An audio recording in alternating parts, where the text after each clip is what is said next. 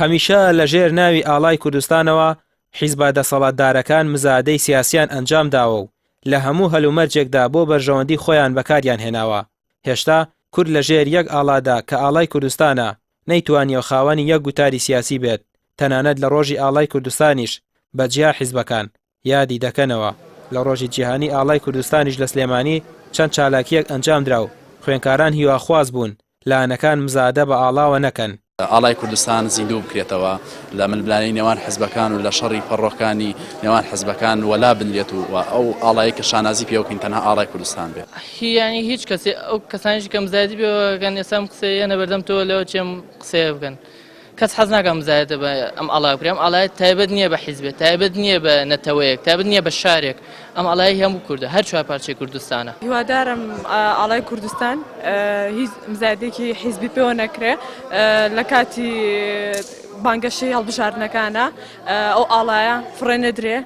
هاوشێوەی کێشە ناوخۆیەکان کێشەی حیزبەکان لەسەر ئاڵاشەیە لە زۆربەی بۆنە حیزبیەکان و بانگەشەی هەڵبژاردندا لە پاڵ ئاڵای حیزبەکانەوە دەبیندرێت کە بە بۆچوونی مامۆستایەکی زانکۆ نابێت ئاڵا تێکەڵی کێشەی سیاسی بکرێت و بەکار بهێنرێت. زۆر جار ئەم ئاڵایە مزایدەی سیاسی پێوە دەکرێت.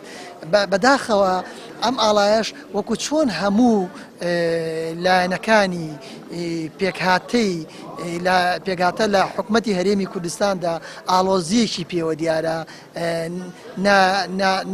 بۆچوونێکی یەکگرتووی لەسەر نییە. بێگومان ئەم ئاڵایەشی گرتووەتەوە زۆر لایەن دەیکا بە دەستکەوتی خۆی لەلایەن حیزبی ئەلفەوە، حیزبی باەوە، حیزبی جیمەوە، هەر یەکە و بە ئارەزوی خۆی ڕای دەچێشێ بۆ خۆی. من پێم وایە ئەمە لە شکۆی ئاڵا کەم ناکاتەوە، بەڵام وا دەکا هەندێک خەڵک بەغەڵەت لەم ئاڵایە بگەن.